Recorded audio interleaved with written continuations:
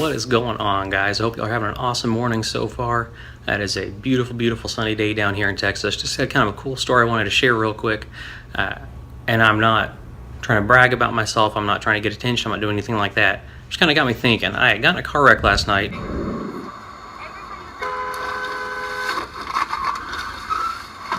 And it wasn't horrible, but it wasn't great. The other person was okay. He pulled out in front of us and said he didn't see us, and I'm in a massive truck. So I don't know if he was texting or just not paying attention. It looked like he just followed the person in front of him and pulled out right in front of me, and I nailed him and spun him around into oncoming traffic, and he almost got hit. So it was fairly serious, but God took care of everybody, kept everybody safe. I have a broken finger and some minor stuff. It's not a big deal. It'll heal up. And both my kids were okay. He was okay. So it was good. Basically just metal and plastic bent up.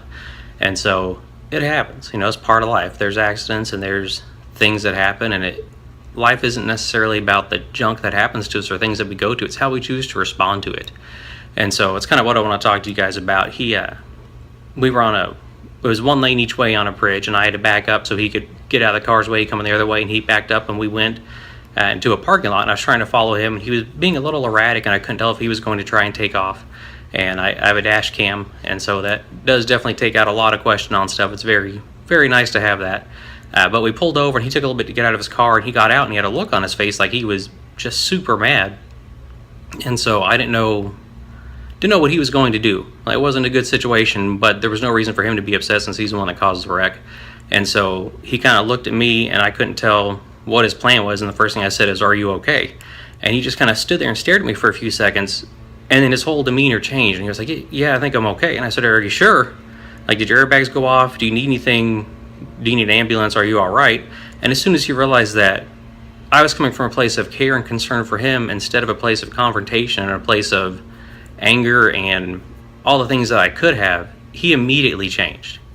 And a lot of times there's so many things that we can do and we can respond to, and it changes the way people view us. It changes the way people react to us. He could have easily been just ready to throw down and mad and thought I was going to do the same thing. And, he was so upset about it. I was like, "It's just metal. It's a car. Nobody was really hurt. It's not a big deal. Insurance will take care of it. And it doesn't really matter at the end of the day." And so he appreciated that. After everything was said and done and over, he couldn't drive his car. It was the fender was jammed down into the tire, so he wasn't going to make it very far. And so I offered him a ride home. We have that choice to do what the world says we should do and flip out and be angry, and I had my kids in the back seat, and I could have easily gone off on them, and I made a choice. Jesus is in all of us once we accept him, and we can either say, "You know what, I'm gonna let you shine through and do your thing," or "I'm just gonna be a jerk like everybody else says I should be." And so I made an offer to him to be nice, and the police officer turned around and stared at me for a second. He said, "Oh yeah, I guess I could take you too," because the guy was going to get an Uber and pay for it and all that stuff. And so yeah, I'm not trying to brag. I'm not trying to say I did anything special. What I'm trying to get you guys to do is look at your life. And when you're in a situation that could have gone better or maybe isn't what you want it to be, think about that. Think about how you can respond. Think about how you can make someone else's day, even though your day may be messed up. He had a yield sign. He failed to yield, so there were citations, and his car's undrivable. His insurance is going to go up. That's just all the junk with that. And so he didn't need to have other stuff added to it as well. So please think about that as you guys go through your week. If there's a way you can be a blessing to someone else, then absolutely, man. Sorry, I can't shake. My dog just plowed into my leg. They are always around. Oh man, ADD kicked in too with that one. Fluffy things and shiny things always manage to do that. He just down there hanging out.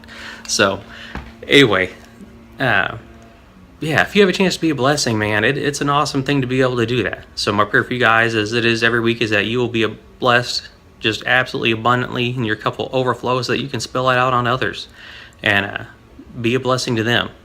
So at the end of the day, it doesn't matter how blessed we are. If we can't give it back to other people, if we can't say, "You know what, I love you and I care about you enough to give this back," and God shouldn't have given it to us in the first place because we didn't deserve it. So may you be blessed to be a blessing to those around you. I love you guys, and I'll catch you next time.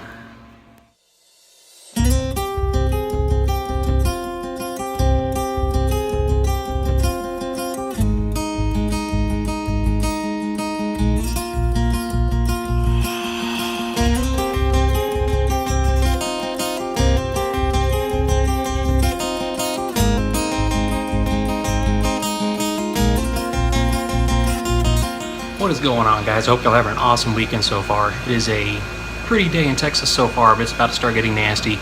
A bunch of storms are supposed to roll through tonight and this weekend. So it is kind of got me thinking about something. A little bit different message today. I know we did a different one last week talking about Philippians. And so it's just kind of thinking about storms and catastrophes and just kind of the general stuff that we deal with. There's so many people, I was thinking about like Hurricane Katrina. So many people after that hit were saying how, well, Louisiana is a sin town and New Orleans is, and there's so much bad stuff going on, so many bad people, that God just wiped them out. With all the earthquakes in Haiti a few years ago, it was the same thing. And so it kind of has always rubbed me the wrong way. I guess I feel like as a sinner, maybe I shouldn't judge people who sin. And people say, well, the people in Haiti were doing witchcraft and they didn't know God. And if they didn't know God, then how do they know the right thing? How do they know the difference between right and wrong based on our beliefs as Christians? And the truth is they don't. You can't expect somebody to know what to do without telling them what's expected or what's required. It doesn't work like that.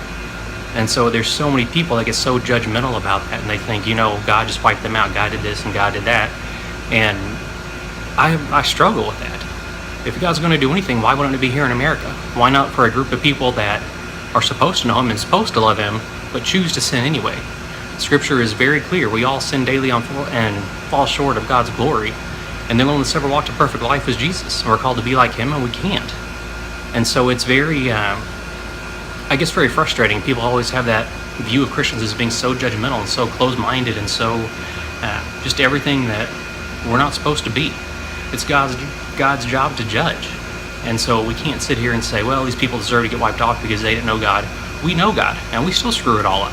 So I'd encourage you guys to keep that in mind as you go throughout your week. Maybe you're not where you want to be in your life. Maybe you are screwing up more than you would like to. It happens. Reach out. We're more than happy to help you. We're more than happy to support you guys, steer you in the right direction, see what we can do.